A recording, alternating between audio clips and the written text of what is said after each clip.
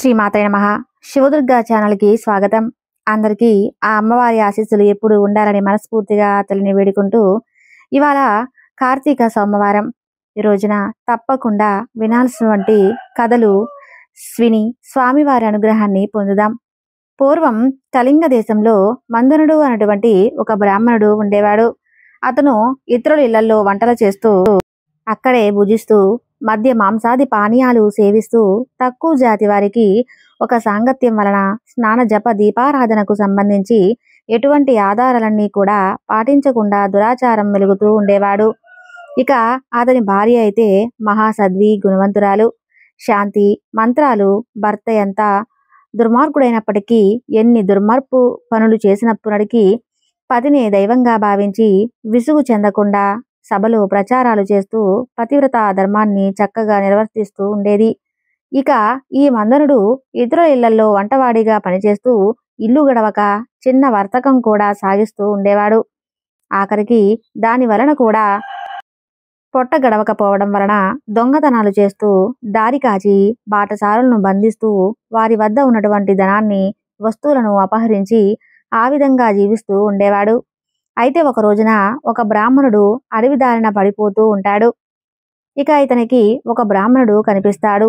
అతన్ని భయపెట్టి అతన్ని కొట్టి అతని యొక్క ధనాన్ని అపహరించి ఉండగా అక్కడకు మరొక కిరాతకుడు వచ్చి ధనాశ వలన వారిద్దరిని కూడా చంపేసి ఆ ధనాన్ని మూట కట్టుకొని వస్తూ ఉంటాడు. ఇక అక్కడ సమీపంలో ఒక గుహ నుండి పులి ఒకటి గాండ్రిస్తూ వచ్చి కిరాతునిపై పడుతుంది. కిరాతకుడు దానిని కూడా చంపేస్తాడు. కానీ ఆ పులి కూడా తన యొక్క పంజాతో కిరాతకంగా కొట్టి ఉండటం వల్ల ఆ దెబ్బకు కిరాతకుడు కూడా చనిపోతాడు. ఈ విధంగా ఒకే కాలమున నలుగురు కూడా 4 విధాలుగా హత్య చేసి చనిపోయిన అందువలన ఆ నలుగురు కూడా యమలోకమున అనేక శిక్షలు అనుభవిస్తూ రక్తం కక్కుకుంటూ బాధపడుతుంటారు.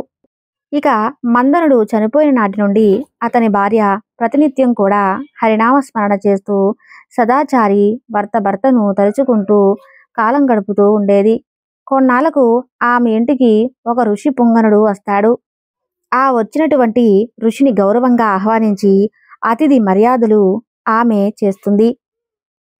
నాకు భర్త కానీ సంతతి కానీ లేరు. నేను సదా హరినామస్మరణ చేస్తూ జీవిస్తున్నాను అని చెబుతాడు. కాబట్టి నాకు మోక్ష మార్గం ఏ విధంగా ప్రసాదించబోతుందని, దాని గురించి తెలియజేసేటువంటి వివరణ గురించి నాకు తప్పకుండా వివరించడం చెప్పి బ్రతిమలాడుకుంటూ ఉంటుంది. ఆమె వినయానికి, ఆమె ఆశ్చర్యానికి, ఆమె ఆనందానికి సంతోషించి, అమ్మా, ఈ రోజు ఎంతో పవిత్రమైనటువంటి రోజు. కార్తీక మాసం సోమవారం. చాలా పవిత్రమైన రోజు. ఈ రోజున వృధాగా పాడు చేసుకోవద్దు. రాత్రి దేవాలయంలో పురాణాలు చదువుతూ నేను నీకు తీసుకొని ఇస్తాను. నీవు ప్రమిదను తీసుకురా. చమురును దేవాలయంలో పూర్తి చేసినటువంటి ఫలితాన్ని అన్ని విధాలుగా చాలా చక్కగా ఆ తర్వాత అయ్యే విధంగా చెబుతాడు. చాలా చక్కగా ఆమె చాలా చక్కగా అయ్యే విధంగా చెబుతాడు. దేవాలయం ఆమె చాలా చక్కగా సంతోషించి గోమయం చల్లి ముగ్గులు పెట్టి తానే స్వయంగా ఒత్తివేసి 2 దీపాలను వెలిగిస్తుంది. ఆ తర్వాత ఇంటికి వెళ్ళి తనకు కనిపించిన వారినల్లా ఆ రోజు రాత్రి ఆలయం ముందు జరిగేటువంటి పురాణ కాలక్షేపానికి రమ్మని చెబుతుంది. ఇక ఆమె కూడా రాత్రంతా కూడా పురాణాన్ని చదువుతూ వింటూ ఉంటుంది. ఆనాటి నుండి ఆమె విష్ణు చింతనతో కాలం గడుపుతూ కొంతకాలానికి ఆమె మరణిస్తుంది. ఆమె పుణ్య తరలించగా అక్కడకు విష్ణుదూతలు వచ్చి ఆమెను విమానం ఎక్కించుకొని వైకుంఠానికి తీసుకుని వెళ్ళిపోతారు. కానీ ఆమెకు పాపాత్ముడైనటువంటి భర్తతో సహా సవరణ కొంచెం దోషం ఉండటం వలన మార్గ మధ్యమున యమలోకానికి తీసుకువెళ్లారు. అక్కడ నరకమందు ముగ్గురితో బాధపడుతున్న తన భర్తను చూసి విష్ణు ద్వారాన్ని, నా భర్త అలాగే ఈ ముగ్గురు కూడా ఈ నరక బాధలు పడుతున్నారు కదా, కాబట్టి నాయందు దయ ఉంచి వారిని కూడా వదిలేయమని చెప్పి ప్రాధేయపడుతుంది. అప్పుడు ఆ విష్ణుదూతలు, అమ్మా, నీ భర్త బ్రాహ్మణుడిని కూడా స్నాన సంధ్యాలు మాని పాపాత్ముడిగా తిరిగాడు. ఇక రెండోవాడు కూడా బ్రాహ్మణుడైనప్పటికీ అతను కూడా తన సవరణ ప్రాణహితిని చంపి ధనాన్ని అపహరించాడు. ఇక మూడోవాడు పులి బారిన పడ్డాడు. 4గోవాడు పూర్వం ద్రావిడ దేశంన బ్రాహ్మణుడు బ్రాహ్మణుడు జన్మించాడు. కానీ అనేక అత్యాచారాలు చేసి ద్వాదశి రోజున కూడా మద్య మాంసభక్షణ చేశాడు. కాబట్టి పాపం తోడయ్యాడు. అందుకే ఈ నలుగురు కూడా నరకబాధ పడుతున్నారని చెప్పి వారి వారి చరిత్రలన్నీ కూడా విష్ణుదూతలు ఆమెకు వివరిస్తారు. అందుకే ఆమె చాలా విచారించి, ఓ పుణ్యాత్ములారా, నా భర్తతో పాటుగా మిగిలిన ముగ్గురిని కూడా వదిలేయండి అని చెప్పి ప్రార్థించగా, అందులో విష్ణుదూతలు, అమ్మా, నీవు కార్తీక సోమవారం నాడు ఎత్తివేసినటువంటి ఫలితాన్ని, అలాగే పులికి కిరాతకుడికి పురాణం వినడం వల్ల కలిగినటువంటి ఫలితం ఆ విప్రుడుకు దారపోస్తే వారికి మోక్షం కలుగుతుందని చెప్పగా, అందుకు ఆమె అదే విధంగా దారిపోస్తుంది. ఇక ఆ నలుగురు కూడా ఆమె వద్దకు వచ్చి విమానానికి వైకుంఠానికి వెళ్ళిపోతారు. కాబట్టి ఓ కార్తీక మాస పురాణం వినడం వల్ల కూడా, అలాగే దీపం వెలిగించడం వలన ఏ విధంగా ఫలితం కలుగుతుందో విన్నామని చెప్పి వశిష్ఠ మహర్షి జనక మహారాజు వింటారు. అంతేకాకుండా, ఓ మహారాజా, కార్తీక మాసం, కార్తీక సోమవారం, కార్తీక ద్వాదశి వ్రతాన్ని గురించి, సాలగ్రామ మహిమ గురించి ఎవరైతే వింటారో వారికి ఉన్నటువంటి సకల పాపాలు కూడా హరించుకుపోతాయి అంటూ ఈ విధంగా తెలియజేస్తారు. కార్తీక సోమవారం నాడు ఉదయాన్నే లేచి కాలకృత్యాలు తీర్చుకొని నదికి వెళ్ళి స్నానం చేసి ఆచమనం చేయాలి. తర్వాత శక్తి కొలది బ్రాహ్మణులకు దానమిచ్చి ఆ రోజంతా కూడా ఉపవాసం ఉండి సాయంకాలం శివాలయానికి కానీ విష్ణు ఆలయానికి కానీ వెళ్ళి స్వామిని పూజించి నక్షత్ర దర్శనం చేసుకుని ఆ తర్వాత భుజించాలి. ఈ విధంగా చేసిన వారికి సకల సంపదలు కలగడమే కాకుండా మోక్షం కూడా వారు పొందుతారు. కార్తీక మాసంలో శని త్రయోదశి వస్తే ఆ వ్రతాన్ని ఎవరైతే ఆచరిస్తారో వారి ఇంకా 100 ఏళ్ళు ఫలితాన్ని పొందుతారు. అలాగే సాలగ్రామం, దాని మహిమ గురించి కూడా భక్తి శ్రద్ధలతో వినాలి. ఆ కథేమిటో ఇప్పుడు నేను మీకు వివరిస్తాను, వినండి అంటూ వశిష్ఠుల వారు సాలగ్రామం, దాని మహిమ గురించి ఈ విధంగా వివరిస్తున్నారు. రాజా, పూర్వం అఖండ గోదావరి నదీ తీరం అక్కడ ఒక చిన్న గ్రామం ఉంది. ఆ గ్రామంలో ఒక వైశ్యుడు నివసిస్తూ ఉండేవాడు. అతను ఎంతో దురాశాపరుడై ప్రతినిత్యం కూడా ధనాన్ని కూడబెడుతూ తాను అనుభవించకుండా, ఇతరులకు ఏమాత్రం కూడా సహాయం చేయకుండా, కనీసం పేదలకు దాన ధర్మాలు కూడా చేయకుండా, ఎల్లప్పుడూ కూడా పరనిందలతో తానే గొప్ప శ్రీమంతుడుగా, నేను ఎప్పుడూ కూడా నాకు ఎలాంటి కష్టం రాదని, అటువంటి కారణంతో ఏ జీవికి కూడా ఉపకారమైనటువంటి పనులు చేయకుండా పరుల యొక్క ధనాన్ని చక్కగా అపహరిస్తూ ఎంతో సిద్ధమైన అటువంటి బుద్ధి కలిగి కాలాన్ని గడుపుతూ ఉండేవాడు. అతను ఒకనాడు తన గ్రామానికి సమీపంలో ఉన్నటువంటి పల్లెలో నివసిస్తున్నటువంటి ఒక బ్రాహ్మణులకు తన వద్ద ఉన్నటువంటి ధనాన్ని పెద్ద వడ్డీకి అప్పుగా ఇస్తాడు. ఇక మరికొంత కాలానికి తన సొమ్ము తనకిమ్మమంటూ ఆ యొక్క ప్రాముఖ్యాన్ని అడ్డగా ఆ విప్రుడు, అయ్యా, తమకు ఇవ్వాల్సినటువంటి ధనం 1 నెల రోజులు గడువులో తప్పకుండా ఇచ్చేస్తాను, అయితే మీరు మాత్రం రుణం ఉంచుకొనని చెబుతాడు. ఈ జన్మలో తీర్చగల మరు జన్మలోనైనా సరే మీ ఇంట్లో ఏ జంతువుగానో పుట్టినా మీ రుణాన్ని తీర్చుకుంటానని చెప్పి సవినయంగా వేడుకుంటాడు. ఆ మాటలకు ఆ బ్రాహ్మణుడు మండిపడి ఈ విధంగా పలుకుతాడు, ఓరి, అలా ఏమాత్రం వీలు కాదు. నాకు ఇప్పుడు ఇవ్వని ఎడల నీ కంఠాన్ని కూడా నరికేస్తాను అంటూ ఆవేశం కొద్దీ వెనక ముందు ఆలోచించకుండా తన యొక్క మొలలో ఉన్నటువంటితో ఆ బ్రాహ్మణుడి యొక్క కొత్త కత్తితో తన మెడని కోసేస్తాడు. వెంటనే ఆ బ్రాహ్మణుడు గిలగిలా తన్నుకుని చనిపోతాడు. ఆ బ్రాహ్మణుడు, అయ్యో, ఈ విధమైనటువంటి పని చేయడం వలన రాజభటులు వచ్చినా తీసుకొని పోతారేమో కదా అని చెప్పేసి ఆ భయంతో అక్కడ నుండి పారిపోతాడు. బ్రాహ్మణ హత్య మహాపాపం కాబట్టి అప్పటి నుండి ఆ ఆవేశాలకు బ్రహ్మహత్య పాపం ఆవహించి కృష్టి వ్యాధి కలిగి నానా బాధలు పడుతూ మరికొన్నాళ్ళలో మరణిస్తాడు. వెంటనే అతని వద్దకు వచ్చిన యమదూతలు అతను తీసుకుని వెళ్ళి నరకాన్ని చూపించి నరక కూపంలో పడేసి, ఒక కుమారుడు ఉన్నాడు. అతని పేరు ధర్మవీరుడు. ఆ పేరుకు తగిన విధంగానే తండ్రి సంపాదించిన ధనాన్ని తాను దాన ధర్మాలు చేస్తూ పుణ్యకార్యాలు చేస్తూ ఆచరిస్తూ నెలకొరిగారు. చెట్లు నాటుతూ, నూతులు, చెరువులు తవ్విస్తూ, సకల జనులకు సంతోషపెడుతూ మంచి కీర్తిని సంపాదించాడు ఆ పిల్లవాడు. ఇదిలా ఉండగా కొంతకాలానికి త్రిలోక సంచారి అయినటువంటి నారదుల వారు యమలోకం దర్శించి భూలోకానికి వచ్చి త్రోవలో ఆయన ధర్మవీరుని ఒక ఇంటికి చేరుకుంటాడు. ధర్మవీరుడు నారదుల వారిని సాష్టాంగ దండ ప్రణామంబులు ఆచరించి విష్ణుదేవుడుగా భావించి ఆరోగ్య ప్రత్యర్థుల చేత సత్కరించి చేతులు జోడించి, మహానుభావా, ఏదో నేను చేసినటువంటి పుణ్యం కొద్దీ నేడు తమ యొక్క దర్శనం లభించింది. నేను నా జన్మ తరించిపోయింది. నా ఇల్లు కూడా పావనమైంది. శక్తి కొలది నేను ఈ సత్కారాలను ఎంతో చక్కగా ఆచరించాను కాబట్టి నా యొక్క శక్తి కొలది నేను మీకు చేసేటువంటి సత్కార్యాలను స్వీకరించి తమరు వచ్చినటువంటి కార్యాన్ని నాకు తెలియజేయండి అంటూ సవినయంగా వేడుకుంటాడు. అప్పుడు నారదుల వారు చిరునవ్వి నవ్వి, ఓ ధర్మవీర, నేనొక హితవు చెప్పాలని చెప్పి నీ వద్దకు వచ్చాను. శివకేశవులిరువురికి కూడా కార్తీక మాసం అంటే ఎంతో ప్రీతికరమైనటువంటి మాసం. ఇక ఈ మాసంలో స్నాన దాన జపాలు ఏం చేసినా కానీ అత్యంత ఫలితం కలుగుతుంది. 4 జాతులలో ఏ జాతి వారైనా కానీ, స్త్రీ అయినా కానీ, పురుషుడైనా కానీ,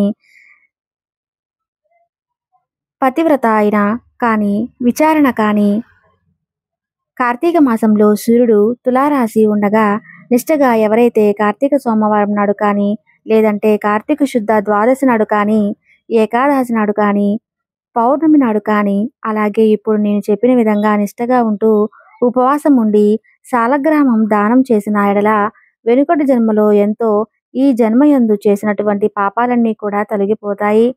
నీ తండ్రి యమలోకంలో మహా నరకాలను అనుభవిస్తున్నాడు. అతన్ని ఉద్ధరించడంకై నీవు సాలగ్రామం దానం చేయక తప్పదు. అలా చేసి నీ తండ్రి రుణం తీర్చుకోమని చెబుతాడు. అంతటా ధర్మవీరుడు, నారద మునివర్య, వెనుకటి జన్మయందు ఈ జన్మ ఎందుకు చేసినటువంటి పాపాలన్నీ కూడా పోతాయని చెప్పారు కదా, తప్పకుండా మీరు చెప్పిన విధానాన్ని, అలాగే మీరు ఏదైతే చెప్పారో అవన్నీ కూడా నేను తప్పగా పాటిస్తాను అంటూ నేను గోదానం, భూదానం, హిరణ్యదానము మొదలైనటువంటి మహాదానాలు చేసుకుంటాను. అటువంటి దానాలు చేయగా నా తండ్రికి మోక్షం కలిగినప్పటికీ సాలగ్రామం అటువంటి జాతిని దానం చేసినంత మాత్రాన ఆయన ఏ విధంగా ఉదహరింపబడతాడు? నాకు అనుమానం కలుగుతుంది. దీనివలన ఆకలిగా ఉన్నటువంటి వాటికి ఆకలేమైనా తీరుతుందా? లేదంటే దాహంగా ఉన్న వాటికేమైనా దాహం తీరుతుందా? లేదంటే దీనివల్ల ఏమిటి ప్రయోజనం? ఎందుకు ఈ దానం చేయాలని సాలగ్రామ దానం మాత్రం చేయను అంటూ కఠినంగా సమాధానం ఇస్తాడు. ధర్మవీర యొక్క అవివేకానికి విచారించి, ఓ అవేకి, సాలగ్రామం శిలామాత్రంగా ఆలోచించావా? అది కాదు, శ్రీహరి యొక్క రూపం. అన్ని దానాల కంటే సాలగ్రామ దానం చేస్తే ఆ వచ్చేటువంటి ఫలితం చాలా అంటే చాలా గొప్పది. నీ తండ్రిని నరక బాధ నుండి విముక్తి చేస్తుంది. అందుకు నువ్వు చేయాల్సింది గ్రామదానం తప్ప మరో మార్గం ఏమీ లేదని చెప్పి ఆ విషయం చెప్పి వెళ్ళిపోతారు. ధర్మవీరుడు ధనలాభం కలవాడే, దాని సామర్థ్యం కలిగి ఉన్నప్పటికీ కూడా సాలగ్రామ దానం మాత్రం అతను అనుకున్న విధంగా అస్సలు చేయడు. కొంతకాలానికి అతను కూడా చనిపోతాడు. నారదుడు చెప్పినటువంటి హితబోధను పెడచెవిన పెట్టడం వలన మరణానంతరం 7 జన్మలయందు పులిగా పుట్టి, అలాగే 3 జన్మలయందు వానరమై పుట్టి, 5 జన్మలు ఎత్తుగా పుట్టి, 10 జన్మలు మానవ స్త్రీగా పుట్టి, 10వ జన్మలో పనిగా జన్మించి ఉంటాడు. అలా జరిగిన తరువాత 11వ జన్మలో ఒక పేద బ్రాహ్మణుడుగా ఇంకా స్త్రీగా పుట్టి, స్త్రీగా పుట్టినటువంటి ఆమెకు యవ్వన కాలం రాగా ఆ పేద బ్రాహ్మణుడు ఒక విద్వాంసుడు కిచ్చి వివాహం జరిపిస్తాడు.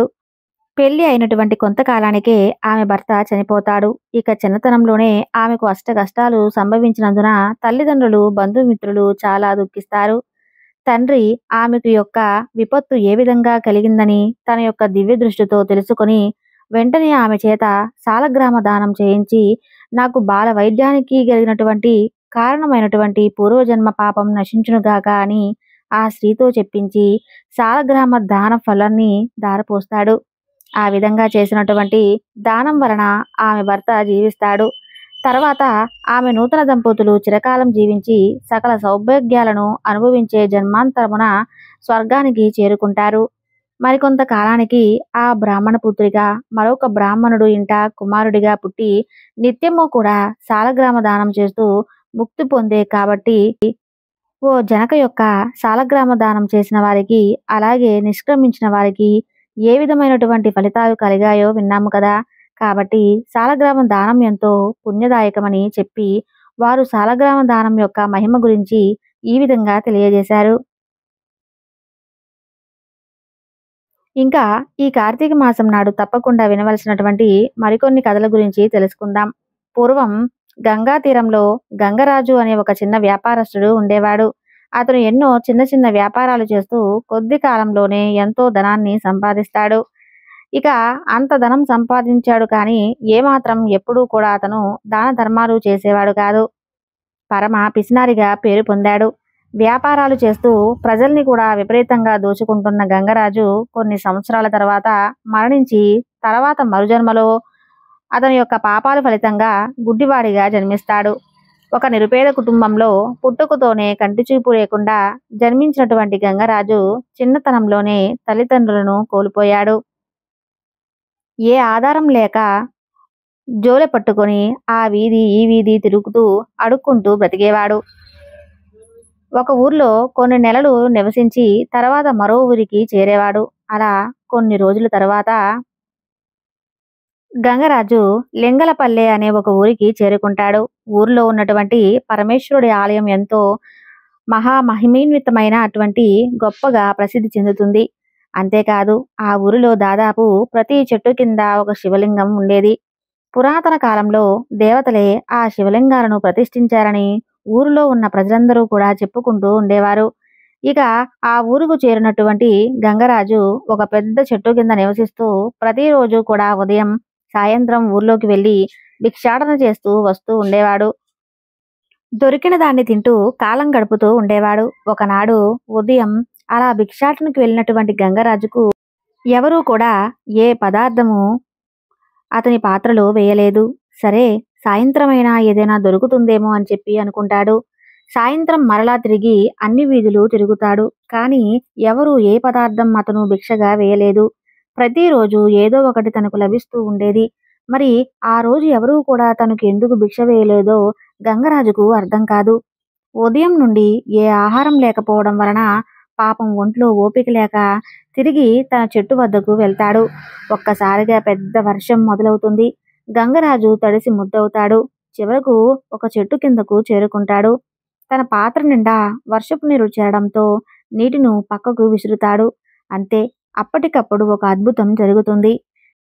గంగరాజుకి తన కంటి చూపు మేరలోనే పక్కనే బంగారు నాణ్యాల మూట కనిపిస్తుంది. ఇక ఎదురుగా చూస్తే పరమేశ్వరుడు ప్రత్యక్షమవుతాడు.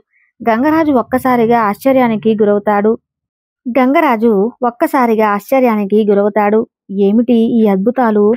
తెలుస్తుండగా పరమేశ్వరుడు ఇలా అంటాడు, చూడు నాయనా, ఈ రోజు నాకు ఎంతో ప్రీతికరమైనటువంటి సోమవారం, అందులోనూ ఏకాదశి. ఊరు ప్రజలందరూ కూడా ఉపవాసం ఉండటం వలన నీకు ఏ పదార్థం లభించలేదు. అందువలన నీవు కూడా ఉపవాసం చేసినవాడు అయ్యావు.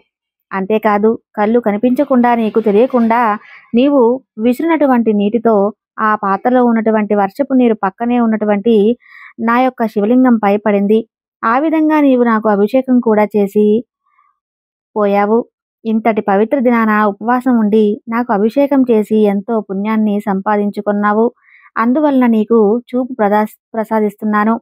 ఈ బంగారు నాణేలు తీసుకుని ఏదైనా కానీ చక్కగా వ్యాపారం చేసుకుని సుఖంగా జీవించు అని చెప్పి పరమేశ్వరుడు అంతర్ధానమవుతాడు.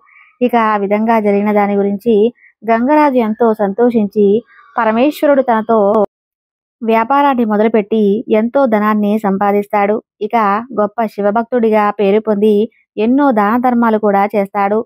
అలా జీవించి ఉన్నత కాలం సుఖంగా జీవించి చివరికి ముక్తిని కూడా పొందుతాడు పరమేశ్వరుడు. మరి అల్ప సంతోషి ఒక్క బిల్వ దళాలతో స్వామిని పూజిస్తే చాలు, ఆయన ఎంతో తృప్తి చెందుతాడు. అలాగే సర్వ సంపదలను కూడా అనుగ్రహిస్తాడు. కానీ ఆరోగ్యాన్ని కూడా స్వామివారి ప్రసాదిస్తారు. అంతటి అమృతమూర్తి అయినటువంటి ఆ పరమేశ్వరునికి మనం కూడా 1000 నమస్కారాలు తెలియజేసుకున్నాం. పరమేశ్వరుడు నిజంగా పరమ దయాళువు. తనను నమ్మి కొలిచే వారికి ఎలాంటి చిన్న ఆపద కలిగినా కూడా తక్షణమే రక్షించినటువంటి అమృతమూర్తి. జీవితంలో ఒక్కసారైనా ఓం నమః శివాయ అని అంటే చాలు. ఎవరైనా కానీ ఎలాంటి పరిస్థితుల్లో ఉన్నా కానీ వారిని జీవించి ఉన్నంత కాలం కంటికి రెప్పలా కాపాడుకుంటాడు ఆ స్వామి. అంతటి కరుణామయుడు. అయితే ఎవరైనా కానీ శివదూషణ చేసినా కూడా స్వామివారి భరిస్తారేమో కానీ తన భక్తులను మాత్రం ఏ ఒక్క మాటంటే మాత్రం స్వామివారికి విపరీతమైనటువంటి కోపం వస్తుందట. మరి ఆ కథేంటో ఇప్పుడు మనం తెలుసుకుందాం. పూర్వం గోదావరి తీరంలో శివదాసుడు అనే ఒక గొప్ప శివభక్తుడు ఉండేవాడు. అతను ఏవో చిన్న చిన్న పనులు చేసుకుంటూ కాలాన్ని గడుపుతూ ఉండేవాడు. అలా చిన్ననాటి నుండి శివభక్తి పారాయణుడై ఎప్పుడూ కూడా శివనామాన్ని స్మరిస్తూ ఉండేవాడు. ఏ పని చేసినా కూడా పరమేశ్వరార్పణమస్తు అంటూ తలుచుకునేవాడు. ఆ స్వామి దయ వలన శివదాసుకు ఆ ఊరి జమీందారు శేషుని ఇంట్లో గుమస్తా ఉద్యోగం దొరుకుతుంది. అందుకు ఆ యొక్క శివదాసి ఎంతో సంతోషించి బ్రతికి ఉన్నంత కాలం ప్రతిరోజు కూడా క్రమం తప్పకుండా పరమేశ్వరుడికి అభిషేకం చేస్తానని చెప్పి అనుకుంటాడు. ఆ విధంగా ఆనాటి నుండి ప్రతిరోజు ఉదయమే లేచి శుభ్రంగా స్నానం చేసి తన ఇంట్లో ఉన్నటువంటి శివలింగానికి స్వచ్ఛమైన జలంతో అభిషేకం చేయడం ప్రారంభిస్తాడు. ఇక తనకు ఎన్ని పనులున్నా అభిషేకం చేసేటప్పుడు మాత్రం పరమేశ్వరునికి ఎప్పుడూ కూడా భక్తి శ్రద్ధలతో పూజిస్తూ ఆ విషయాన్ని మాత్రం మర్చిపోయేవాడు కాదు. ఎప్పుడైనా కొన్ని పనుల వలన రాత్రి నిద్రపోవడం ఆలస్యమైనప్పటికీ తెల్లవారుజామునే లేచి తప్పకుండా అభిషేకం చేయందే అతను కాలు బయట పెట్టేవాడు కాదు. శరీరంలో ఎప్పుడైనా నలతగా ఉన్నప్పటికీ ఏమాత్రం లెక్క చేసేవాడు కాదు. అన్నిటికీ కూడా ఆ పరమేశ్వరుడే ఉన్నాడు అని చెప్పుకుంటూ ఉండేవాడు. ఇక శివదాసు ఉన్నటువంటి అంచలంచల భక్తికి ఆ పరమేశ్వరుడు కూడా ఎంతో సంతోషిస్తూ అతని జీవితం చాలా చక్కగా సాగిపోయే విధంగా అనుగ్రహిస్తాడు. అయితే అలా రోజులు జరుగుతూ ఉండగా ఒకనాడు రాత్రి పెద్ద గాలివాన వస్తుంది. రాత్రంతా కూడా కుంభవృష్టి కురుస్తూ ఉంటుంది. ఉదయానికి కూడా తగ్గదు. శివదాసు ఆ వర్షాన్ని కూడా లెక్క చేయకుండా కోనేటికి వెళ్ళి స్వచ్ఛమైనటువంటి నీటిని తీసుకువచ్చి రామేశ్వరునికి అభిషేకం చేసి ఆ తర్వాత నెమ్మదిగా జమీందారు ఇంటికి చేరుకుంటాడు. అలా వర్షం జోరుగా పడుతున్నదంతో కొంచెం ఆలస్యమై శివదాసును చూస్తూనే జమీందారు గట్టిగా అరుస్తూ, "ఏరా, ఎందుకింత ఆలస్యం జరిగింది? ఒకరోజు అభిషేకం చేయకపోతే మీ పరమేశ్వరుడు కూడా నానా మాటలు అంటాడా?" ఆ మాటలకు శివదాసు ఎంతో బాధపడతాడు. జమీందారు ఈ విధంగా శివదాసును ఎన్నో దుర్భాషలు ఆడటం వలన ఇక అతనికి ఆ విధంగా శివదాసు మనసు ఎంతో కష్టపడుతుంది. ఇక ఆ పరమేశ్వరుడికి శివదాసుకి చూసి ఎంతో కోపం వస్తుంది. నా భక్తులు ఈ విధంగా ఎన్నో రకరకాలుగా దూషించినట్లు ఇతనికి తప్పకుండా శిక్ష అనుభవించే విధంగా చేస్తానని చెప్పి స్వామి వరుసలో ఎంతటి భక్త వస్తువులు అంటే తన భక్తులను ఎవరైనా కానీ పల్లెత్తు మాట అంటే స్వామి అస్సలు ఊరుకోరట. ప్రతినిత్యం కూడా తననే తలుచుకుంటూ నిత్యం అభిషేకం నిర్వహించినటువంటి శివదాసును మరి ఆ విధంగా జమీందారు దూషిస్తే స్వామి ఊరుకుంటారా? అస్సలు ఊరుకోరు. ఇక వెంటనే పరమేశ్వరుని యొక్క ఆగ్రహానికి లోనైనటువంటి జమీందారుకు మరునాడే తీవ్రమైనటువంటి పక్షవాతం వచ్చి పడుతుంది. 2 రోజులకు కాళ్ళు చేతులు కూడా పడిపోయి మంచం పడతాడు. అలా కొద్ది కాలానికి అతనికి ఉన్నటువంటి ఐశ్వర్యం అంతా కూడా హరించుకుపోతుంది. ఇలా అసలు ఎందుకు జరిగిందో అతనికి అర్థం కాదు. అలా ఒకనాడు ఊరికి ఒకసారి వస్తాయి కాదు ఎన్నో మహిమ కలవాడనని ఏ జబ్బునైనా నయం చేస్తానని జనం అందరూ కూడా చెప్పుకుంటూ ఉండేవాడు. జమీందారు భార్య ఆ సాధువుని కలిసి ప్రాధేయపడితే అతను కాస్త చేయి జమీందారు చూడాలని చెప్పి ఇంటికి వస్తాడు. ఒక్కసారి కళ్ళు మూసుకొని ధ్యానం చేసి ఆ జమీందారుతో ఇలా చెబుతాడు, "చూడు నాయనా, నీవు కొంతకాలం క్రితం నీ వద్ద పనిచేసేటువంటి శివదాసును అనే వ్యక్తిని అనవసరంగా దూషించావు. పరమేశ్వరుడికి ఎంతో ప్రియభక్తుడైనటువంటి అతన్ని ఆ విధంగా దూషించడం వలన స్వామి ఆగ్రహానికి లోనయ్యారు. అందువలన ఈ అనర్థాలన్నీ జరిగాయని చెప్పి జమీందారు భార్య వైపు తిరిగి, అమ్మా, ఈ శివదాసుకు రేపే మీ ఇంటికి పిలిచి అతని కాళ్ళు కడిగి పూజించండి అని చెబుతాడు. అప్పుడు పరమేశ్వరుడు తప్పకుండా సంతోషిస్తాడని చెప్పి బాధలు అన్నీ కూడా తొలగిపోతాయని చెబుతాడు. ఆ మరుసటి నాడే శివదాస్కు జమీందారు దంపతులిద్దరూ కూడా వారింటికి పిలిపించి తమ తప్పును మన్నించమంటూ వేడుకుంటారు. అతని కాళ్ళు కడిగి ఆ నీటిని దంపతులిద్దరూ కూడా తలపై చల్లుకుంటారు. అంతే, జమీందారు ఆరోగ్యం ఒక్కసారిగా మాయమైపోతుంది. సంపూర్ణమైనటువంటి ఆరోగ్యంతో లేచి నిల్చుంటాడు. ఆ దంపతులిద్దరూ కూడా ఎంతో సంతోషించి శివదాస్కు నమస్కరించి ఆ పరమేశ్వరుణ్ణి ఎన్నో విధాలుగా స్తుతిస్తారు. జమీందారుకు అప్పటి నుండి గొప్ప శివభక్తుడై ప్రతిరోజు కూడా పరమేశ్వరుని భక్తి శ్రద్ధలతో పూజిస్తూ స్వామివారికి అభిషేకం చేసుకుంటూ కాలం గడిపేవాడు. ఇక ఆ ఊరిలో ఒక చక్కని శివాలయాన్ని కూడా నిర్మించాడు. అలా జీవించి ఉన్నంతకాలం సుఖంగా జీవించి చివరికి ముక్తిని పొందాడు. అలాగే పూర్వకాలంలో కృష్ణా తీరంలో శంకరభట్టు అనే ఒక బ్రాహ్మణుడు ఉండేవాడు. తన ఊర్లో ఉన్నటువంటి వేద పాఠశాలలో పౌరోహిత్యం విద్య నేర్చుకుని చుట్టుపక్కల గ్రామాల్లో పౌరోహిత్య కార్యక్రమాలను నిర్వహిస్తూ ఉండేవాడు. ఎంతో సత్ప్రవర్తనతో జీవిస్తూ ఉండేవాడు. భార్య, 2 కుమారులతో సుఖంగా ఉండేవాడు. నిత్యం కూడా భగవన్నామ స్మరణతో గడుపుతూ ఉండేవాడు. మంచి పేరు రావడంతో సంపాదన కూడా అతనికి బాగా పెరిగింది. అందులో అతనికి 50 సంవత్సరాల వయసు వస్తుంది. ఎంతో ధనం సంపాదించడం వలన అహంకారం పెరుగుతుంది. దాంతో అతనిలో నటుడు దైవభక్తి స్థానికులవుతుంది. అనేక చెడు అలవాట్లకు లోనవుతాడు. ఒకప్పుడు ఎంతో పేరు కలిగినటువంటి శంకరభట్టు అనేక వ్యసనాల బారిన పడినా చివరకు భార్య, పిల్లల చేత కూడా అసహించుకోబడినటువంటి పరిస్థితికి వస్తాడు. అలా ఉన్నటువంటి వ్యసనాలతో పాటు పరశ్రీ వ్యామోహం కూడా ఎక్కువవడంతో ఊరి వారందరూ కలిసి అతనుకు గ్రామ బహిష్కరణ శిక్ష విధిస్తారు. ఊరు నుండి బహిష్కరించబడినటువంటి శంకరభట్టు ఆ ఊరు ఈ ఊరు తిరుగుతూ అనారోగ్యం పాలై భిక్షమెత్తుకుని జీవిస్తూ ఉండేవాడు. అలా ఒక ఊరిలో కొన్ని రోజులు గడుపుతూ కొన్ని రోజులకు మరో ఊరికి చేరుకునేవాడు. అలా ఒకనాడు ఉన్నట్టుండి ఊరి నుండి బయలుదేరి వెళ్తూ మధ్యలో అతను అరణ్య మార్గంలో చిక్కుకుంటాడు. అయితే అక్కడ ఎటు చూసినా కూడా కటిక చీకటిగా ఉంటుంది. దారి తెన్నూ తెలియక తికమకలాడు పడిపోతూ ఉంటాడు. చెట్టు కింద నిద్రపోతాడు. రాత్రంతా కూడా అడవి మృగాలు అరుపులతో అతనికి నిద్ర కూడా సరిగ్గా పట్టదు. ఉదయం లేవగానే తిరిగి మరలా నడక ప్రారంభిస్తాడు. నీరసంగా ఉండటం వలన ఎక్కువ దూరం నడవలేకపోతాడు. అంతలో సాయంత్రం అయిపోతుంది.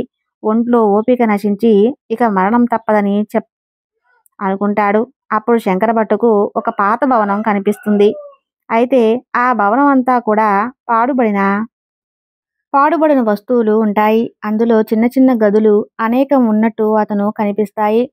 నెమ్మదిగా ఒక గదిలోకి ప్రవేశిస్తాడు. ఆ రాత్రి అక్కడ పడుకుందామని చెప్పాలనుకుంటాడు. అంతా కూడా దుమ్ము ధూళితో ఉంటుంది. కాలి ఎన్నో ముళ్ళు, ఆకులు తగులుతూ ఉంటాయి. అక్కడ నిద్రించాలని చెప్పి ఆ స్థలమంతా కూడా అతను శుభ్రపరుస్తాడు. చీకట్లో ఖాళీగా ఉన్నటువంటి ఆకులను పక్కగా విశ్వసిస్తా కటిక చీకటి. ఆ భవనం ఏంటో కూడా అతనికి అర్థం కాదు.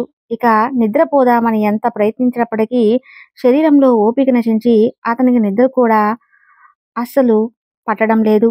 ఇంతలోనే తెల్లవారుతుంది. అతనికి ఎదురుగా ఒక్కసారిగా పరమేశ్వరుడు ప్రత్యక్షమై ఉంటాడు. ఆ శంకరుడితో ఇలా అంటాడాయన, శంకరభట్టు, నీవెందుకు ముందు ఎన్ని పాపాలు చేశావు, కానీ నిన్న రాత్రి తెలియక చేసినటువంటి పనుల వలన నేను ఎంతో ప్రసన్నుడయ్యాను అన్నాడు. నాకు అత్యంత ప్రీతికరమైనటువంటి సోమవారం రోజున అడుగుపెట్టినటువంటి ఈ ప్రదేశం మహేశ్వరం అనే పేరుతో ఒకప్పుడు ఎంతో చక్కగా విరజిల్లుతూ ఉండేది. ఇంతకాలం ఎవరూ కూడా ఈ యొక్క ఆలయాన్ని పట్టించుకోక ఇది శిథిలావస్థలో ఉంది. ఇన్ని సంవత్సరాల తరువాత నీవు దాన్ని శుభ్రపరిచి ఎటువంటి ప్రయత్నం చేశావు. అంతేకాదు ఎప్పటి నుండో నీకు తెలియకుండానే ఒక పక్కన ఉన్నటువంటి శివలింగంపై విసిరావు. అలాగే ఈ రోజున ఉపవాసం ఉండి ఆ ఆలయం శుభ్రం చేసి బిల్వ దళాలతో నన్ను అర్చించినటువంటి భాగ్యం నీకు దక్కింది. ఈ క్షణం నుండి నీకు అన్ని ఐశ్వర్యాలను ప్రసాదిస్తున్నాను. ఒక్కసారి కళ్ళు మూసుకొని ప్రార్థించు అంటూ పరమేశ్వరుడు అంతర్ధానమవుతాడు. కళ్ళు తెరిచినట్టు ఈశ్వరభట్టు తన యొక్క గ్రామంలో ఉంటాడు. అదంతా కూడా పరమేశ్వరుని యొక్క మహిమగా తెలుసుకుంటాడు. అతనికి ఎటువంటి అనారోగ్యం లేదు. ఎంతో ఐశ్వర్యం లభించింది. జరిగిందంతా కూడా తన యొక్క భార్య, పిల్లలకు అలాగే ఊర్లో ఉన్నటువంటి వారందరికీ కూడా చెబుతాడు. తర్వాత శంకరభట్టు మరి ఇక ఎటువంటి దుర్వచనాలకు లోను కాకుండా ఎన్నో మంచి మంచి సత్కార్యాలు చేస్తూ ఈ యొక్క పరమేశ్వరుని సేవించుకుంటూ కాలం గడిపి చివరికి పరమేశ్వరుల్లోనే ఐక్యమయ్యాడు. పరమేశ్వరుడు మరి అంతటి దయామయుడు. తెలియకుండానే ఆ స్వామిని కొలిసినటువంటి శంకరపట్నం ఈ విధంగా స్వామి అనుగ్రహించాడు. విన్నారు కదా! మరి ఇక తెలిసి చేసినటువంటి శివపూజ వలన స్వామివారు ఏ విధంగా సంతోషిస్తారో, అలాగే మనకు ఇంతటి పుణ్యఫలం లభిస్తుందో చెప్పడానికి కూడా మరొక అర్థం ఉంది. పరమేశ్వరుడు అల్ప సంతోషి అని ఊరికే అన్నారా? ఒక్కసారైనా కానీ స్వామివారి యొక్క నామం స్మరిస్తే చాలు సమస్త ఐశ్వర్యాలను కురిపిస్తాడు. అలాగే స్వామివారు మంగళకరుడు, శుభభద్రుడు, ప్రదాత ఆయన నమ్మి కొలిసిన వారికి ఎప్పటికీ కూడా ఎలాంటి లోటు లేకుండా చూసుకునేటువంటి గొప్ప అమృతమూర్తి పరమేశ్వరుడు. మనమందరం కూడా ఆ స్వామివారి నామస్మరణ చేస్తూ ఆ స్వామివారి యొక్క లీలను స్మరించుకున్నటువంటి ఈ రోజున మనం కూడా అదృష్టవంతులమే. విన్నారు కదండి! ఈరోజు స్వామివారి గురించి ఉన్నటువంటి కథలన్నీ కూడా. ఈ వీడియో నచ్చితే తప్పకుండా లైక్ చేసి మన ఛానల్ని సబ్స్క్రైబ్ చేసుకోండి. ధన్యవాదములు.